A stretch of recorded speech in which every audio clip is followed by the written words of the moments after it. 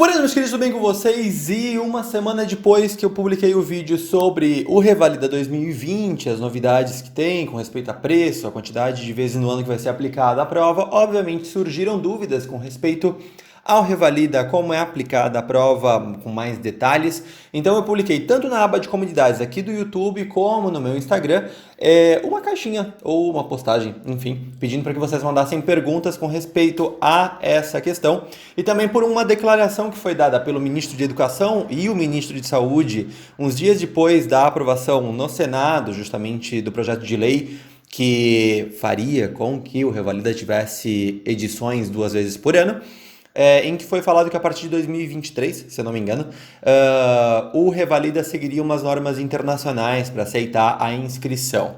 Então eu dei uma pesquisada para ver se eu conseguiria encontrar quais acreditações internacionais seriam essas. Encontrei uma, duas talvez, que eu vou comentar aqui no vídeo de hoje. Vamos falar sobre carga horária também, então aguenta aí só um pouquinho para a gente conversar sobre esses assuntos de hoje. Mas antes da gente falar sobre os assuntos, se inscreve aqui embaixo para não perder novidades nos próximos vídeos. Tem muita novidade vindo para o começo do ano que vem e espero que vocês gostem de todas elas. O Johan comentou falando de que ele está com dúvida com respeito à metodologia que é utilizada para a avaliação dos participantes do Revalida, tanto na prova prática como na prova teórica, como é que funciona, tudo mais. Ele vai para Buenos Aires no ano que vem. Bom, a prova, como eu comentei no vídeo passado, ela tem uma instância teórica, primeiro, certo? E se a pessoa aprova, ela faz uma instância prática, que é feita num consultório. E é avaliada, obviamente, pelos médicos que estão fazendo as avaliações nesse processo prático. E é um consultório comum, é sobre a sua anamnese, a sua relação médico-paciente, é sobre todo o segmento que você faz com esse paciente quando ele está em consultório, certo? Lembrando que se a pessoa não aprova a prova prática, ela pode repetir por mais 2 vezes sem ter que repetir a prova escrita. O ministro de Educação, se eu não me engano, foi ele, ou foi uma nota que saiu diretamente no site do INEP, de que existe a possibilidade de que já para o ano que vem as provas teóricas sejam aplicadas de maneira digital, virtual, enfim. Não sei exatamente como seria essa metodologia, mas seriam perguntas de múltipla escolha. Nos resta esperar sair o edital, mas é isso, é uma prova teórica de múltipla escolha, ou com perguntas abertas, e a prova prática, que é um paciente em consultório, e você está sendo avaliado justamente pela sua conduta e, obviamente, pelo todo o segmento, tratamento, enfim. O Gu Henrique falou que ele está interessado pela Universidade Austral, porém que por questão de carga horária ele está em dúvida, já que é menor do que exigida pelo Brasil. Aí ele pergunta se consegue revalidar o diploma mesmo assim. Bom, a gente já falou sobre carga horária em vários momentos aqui do canal. Primeiramente, a gente tem que entender de que a revalidação de título ela é feita com base a análise de matriz curricular, ou seja, do conteúdo e não da carga horária. Por quê? E esse é um assunto que a gente tratou aqui no canal faz algumas semanas. A maior parte das universidades na Argentina, nos seus planos de estudo, ou seja, nas suas grades curriculares, não tem a carga horária especificada em hora-aula, como é o caso do Brasil. Na Argentina, a grande maioria tem em hora-relógio. Então, para que você conseguisse entender essa diferença, você teria que conseguir a regulamentação daquela universidade de quantos minutos vale uma hora-aula para fazer toda a conversão.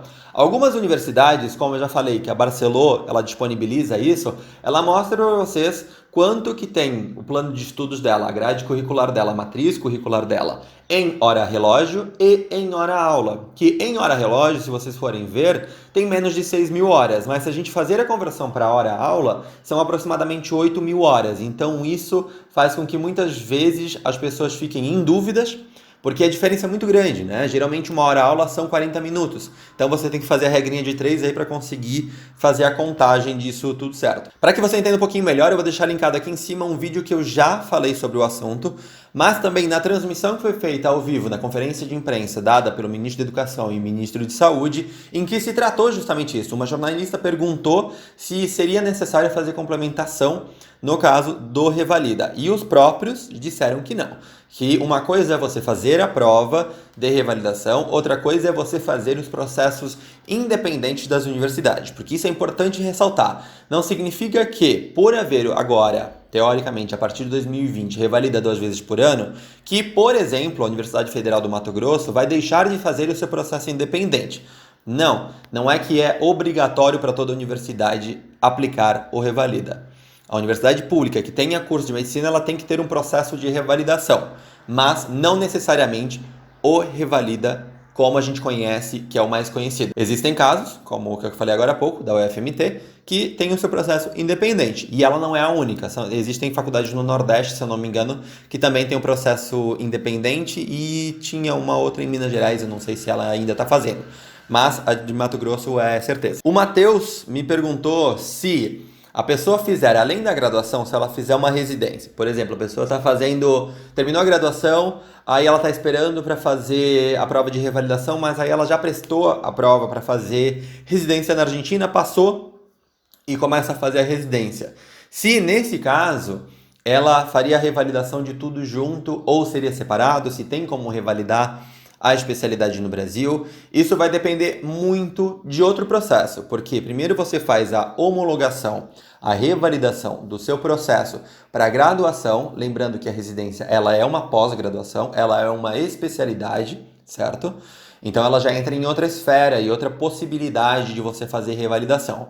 E aí nesse caso você vai ter que apresentar toda a documentação com respeito à sua residência, com a sua especialidade, com a matriz curricular dela, a carga horária para fazer análise. É um processo totalmente diferente que não tem nada a ver com o Revalida nesse momento. O Revalida faz a homologação de título para médico, exclusivamente médico, título de graduação, ok? E aí uma pessoa que tem aqui o usuário que é Cubano_2019 falou sobre como é possível entrar em universidade com certificado de Enseja, ele não tem histórico. Então, essa é uma dúvida muito frequente e que, se eu não me engano, eu tinha até respondido em alguns momentos aqui ou no Instagram.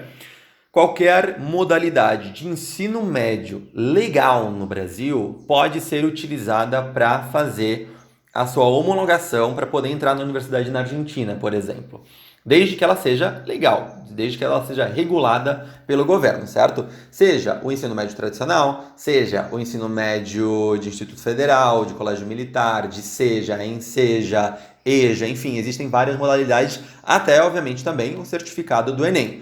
Ele pode não ter o histórico escolar definido por inglês, matemática, português, geografia, história, com todas as matérias da grade básica do ensino médio, mas ele vai ter pelas áreas, como é o caso do Enem, por exemplo, e alguns casos de educação para adulto, para jovens e adultos, em que vai aparecer lá ciências da natureza, ciências exatas, linguagem, mas vai ter uma pontuação e vai ter alguma carga horária, por exemplo. Isso é válido, porque é uma modalidade de ensino médio do Brasil oferecida.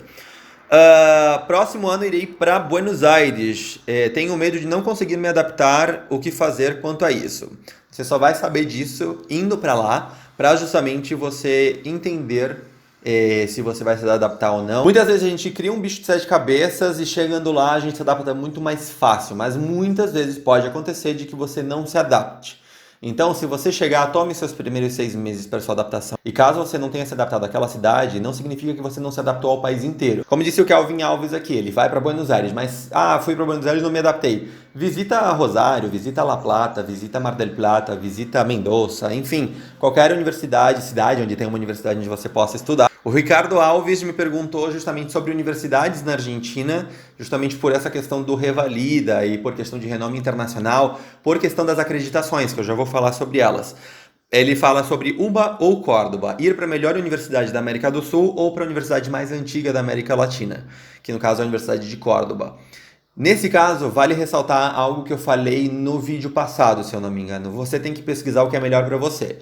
Não importa, muitas vezes acontece de que o aluno vai para a UBA porque ela tem o título renome internacional, mas chega lá e não se adapta ao modelo que a universidade apresenta para você. Isso não significa que a universidade seja ruim ou de que você seja um mau aluno. Simplesmente você não se adapta ao método aplicado por aquela universidade e isso não tem nada a ver com qualidade acadêmica. Significa por uma questão subjetiva sua para com aquele método de estudos. Então, mesmo o conselho que eu falei agora há pouco, pesquise outras opções.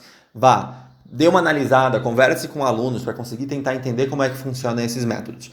Como eu sempre falo aqui, se você quer saber sobre Buenos Aires, procura o Miles, o canal Passaporte, o canal dele está aqui em cima para vocês, que você vai ter um pouquinho mais de informação sobre lá. Sobre Córdoba, eu infelizmente não conheço ninguém, então não posso te indicar ninguém. Sobre a questão das acreditações, sobre essa declaração dada na semana passada pelos ministros com respeito a 2020 ou 2023, enfim, de que o Revalida entraria numa situação aí de internacionalização, no sentido dos estándares, né? Dos estándares internacionais para a acreditação dos títulos de medicina. Porque sempre se compara muito com o processo utilizado nos Estados Unidos e tudo mais.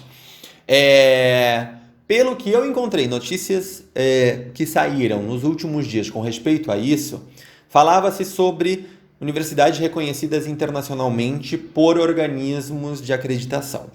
E aí isso é muito vago, certo? Isso é muito vago porque isso pode ser o sistema Arcosul, para o Mercosul, né? Que tem um sistema de acreditação dentro do Arcosul, que é feito pelo INEP no Brasil, CONIAL na Argentina, ANIAS no Paraguai e a do Uruguai eu não lembro agora a organização, mas enfim, no Uruguai não dá para se estudar se você não é cidadão uruguaio.